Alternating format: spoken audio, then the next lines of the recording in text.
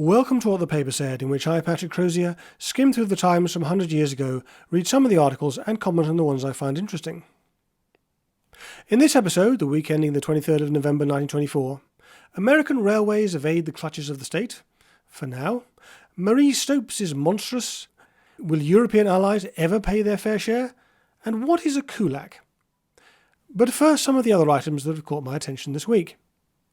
The bigger news is that Lee Stack, the Sirdar of Egypt, has been assassinated in Cairo. This Sirdar was the British-appointed commander of the Egyptian army, and as I understand it, the office through which Britain exerted control over Egypt.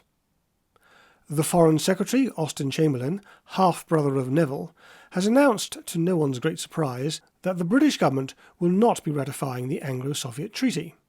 However, diplomatic relations with the Soviet Union, begun under the previous Labour government, will continue. There has been a train crash in Preston, Lancashire. 2 drivers have been killed. A short item in Monday's newspaper informs readers that Albert B. George has become the first Negro, as the Times put it, to be elected a judge, Chicago Municipal Court being the court in question. In the 9th of November episode, I mentioned that the police had conducted a raid on a Soho nightclub for selling alcohol out of hours.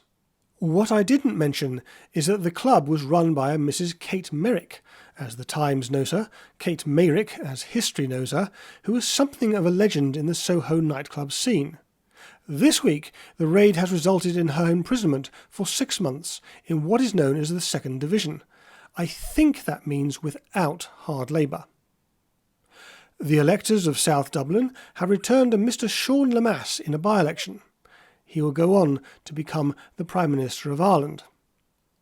What appears to be the first fog of winter has descended upon London. And finally, for this section at least, the last horse-drawn Black Maria, or police van, has been withdrawn from service. For context, the last horse bus was withdrawn in 1911.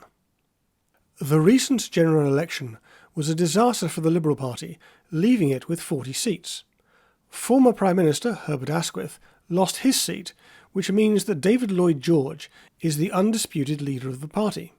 This has left many Liberals unhappy, such as Captain Wedgewood Benn.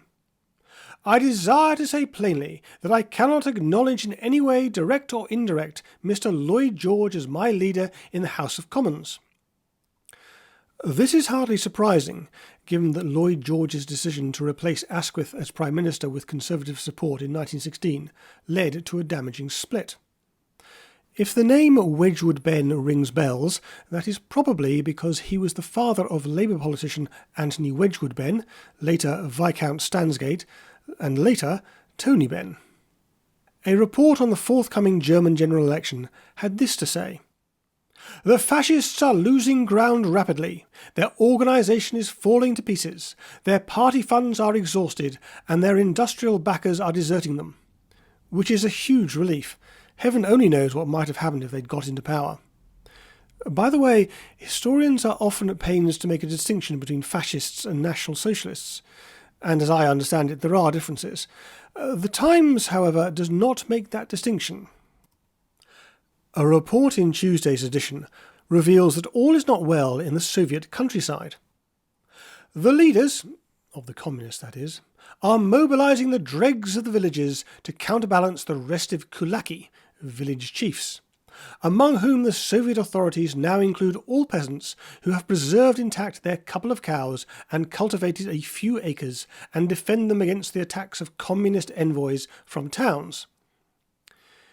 In a few years' time, when he has consolidated power, Stalin will embark on his campaign of collectivization, which will include the liquidation of the Kulaks, the people who own a couple of cows. Once upon a time, child mortality was very high. Luckily, women were very fertile, so they were able to make up for the losses. But then the Industrial Revolution came along, children were much more likely to survive, and it became a lot harder to feed them. So people started to look for ways to prevent pregnancy. Not everybody is happy with this. This has led to a libel case involving Marie Stopes, president of the Society for Constructive Birth Control and Racial Progress. These are the words she is complaining about. The ordinary decent instincts of the poor are against these practices, meaning the plaintiff's system of birth control, and indeed they have used them less than any other class. But owing to their poverty, lack of learning and helplessness, the poor are the natural victims of those, meaning the plaintiff, who seek to make experiments on their fellows. In the midst of a London slum, a woman, meaning the plaintiff, who is a doctor of German philosophy, brackets Munich, has opened a birth control clinic, meaning the said clinic, where working women are instructed in a method of contraception described by Professor McElroy, no idea who this is, as the most harmful method of which I have had experience. It is truly amazing that this monstrous campaign of birth control should be tolerated by the Home Secretary. I love the use of Stopes's German education as a black mark against her, but then German scientists were the ones who had pioneered gas warfare. Occasionally I have heard historians refer to the problems of inter-Allied debt in the interwar period before swiftly moving on. An editorial from Saturday's financial pages gives an indication of just how contentious the issue was. The comments of the Corriere della Sera on the subject of the repayment of inter-Allied debts are novel if not convincing. Referring to the rumour that Mr. Churchill, the new Chancellor of the Exchequer, may on his forthcoming visit to Paris raise the question, this Milanese journal states that, even if the burden on the English taxpayer has been increased to a greater extent than that on the French and Italian, this is no reason why Italy and France should repay the debts they owe to Great Britain. It demolishes all national boundaries in its application of the principle that taxation shall be borne in relation to capacity to pay.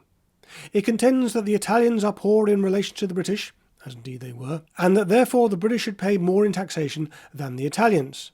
We entirely agree that it is right and proper that the rich Englishman should pay more than the poor Englishman in taxation, absolutely and relatively.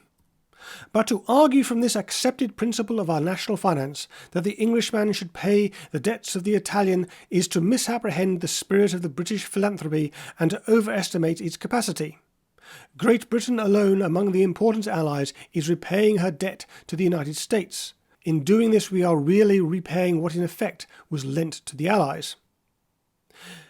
If Americans were to relieve us of the necessity of paying this debt, the position regarding inter-allied debts would be different, but she has not thought fit to do so. What will happen over the next few years is that Americans will lend to the Germans will pay reparations to the French and Italians, they will pay off the British, and the British will pay off the Americans. The Americans were effectively lending to themselves. And then the Great Depression will strike. My understanding is that even Britain never fully repaid the United States. The truth is that the ally in the best position to pay is inevitably going to be shouldering the burden. Something to bear in mind if you are wondering how Ukraine is going to be paying back the debts it has run up over the last 2 years.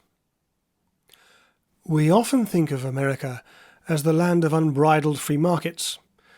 This is not the case today, and it wasn't the case 100 years ago, as an article in the Times makes clear. For a full generation and more, the railways have been fair game for politicians. In a spirit of retribution for the sins of a bygone era, they have been regulated to within an inch of their financial lives. They have been made the subject of more laws, state and federal, than one might suppose were in existence. More than once they have been brought to the edge of bankruptcy. This is what made it so easy to take over the railways in Britain after the Second World War. While input prices like coal and steel had massively increased, the prices they were allowed to charge hadn't. It was no surprise that their finances were in a poor state. Now an increasing number of people has, yes, singular, come to realise that continued harassing of the railways in payment for real or fancied grievances is much like cutting off one's nose to spite one's face. The demand for public ownership of the railways, which was developing rapidly a year or two ago, seems now to be as rapidly waning. The article then goes on to talk about the repeal of the 1920 Transportation Act. If that had happened, the outlook for the railways under private management would have been dark enough, for the sequel, only too surely, would have been a mass of radical legislation designed primarily, if not solely, to weaken the companies to a point at which government ownership would be the only alternative to collapse. a bit like a doctor kicking you in the teeth and then charging you for the hospital stay. But the railways had some tricks up their sleeve. With great foresight, they had embarked in 1922 on a programme of expenditure for equipment and for terminal and other improvements of more than £400 million. That's a lot of money. Try £80 billion. They faced a difficult task. In 1920, when the railways were returned to their owners by the government, they had been taken over as a wartime measure, they were able to add 5 more wagons to every goods train than had been carried when federal control ended. Moreover, they got along with 200,000 and at times 300,000 fewer employees on their payrolls than in the period of federal control. So that's where Elon Musk got the idea. The article talks about the success of railway PR. It is only reasonable to assume that demagogic politicians will find it unprofitable to use attacks on railways as campaign material, and that in both the state and federal legislatures there will be less disposition to impose unfair and irksome laws on the railways under the guise of regulating dangerous monopolies. Well, up to a point, Lord Copper.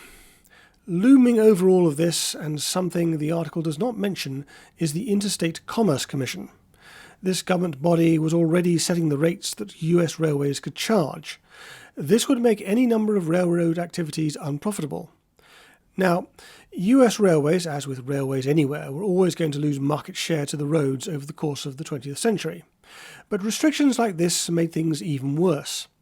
Eventually, things got so bad that in the late 1970s, the government abandoned most of the regulations.